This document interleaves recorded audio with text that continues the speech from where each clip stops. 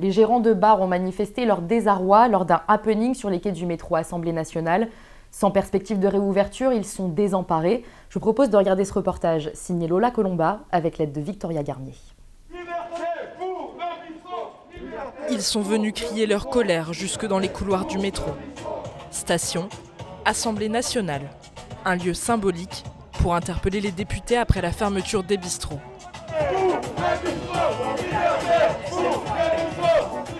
Une action de désespoir à laquelle ont participé ces deux gérants de bar au chômage forcé. Ce qu'on peut faire, c'est ça, de participer, de nous faire entendre. Et c'est tout ce qu'il nous reste à faire aujourd'hui. Aujourd'hui, on ne peut pas ouvrir, on ne peut pas vendre, il n'y a pas de l'argent qui rentre. Chez Rachel Barrois, les rideaux sont tirés et le moral est au plus bas. Allez, entre bien.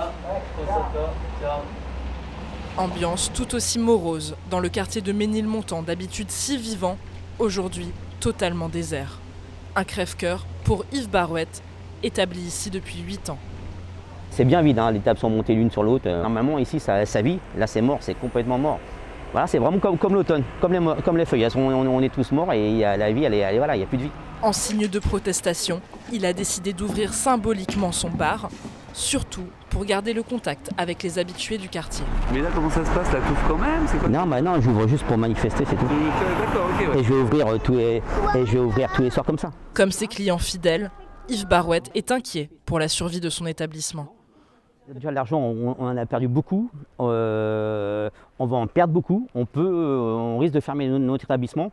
Donc ça, c'est quand même, comme je dis, c'est mon bébé, c'est ce qui me fait vivre moi et ma famille.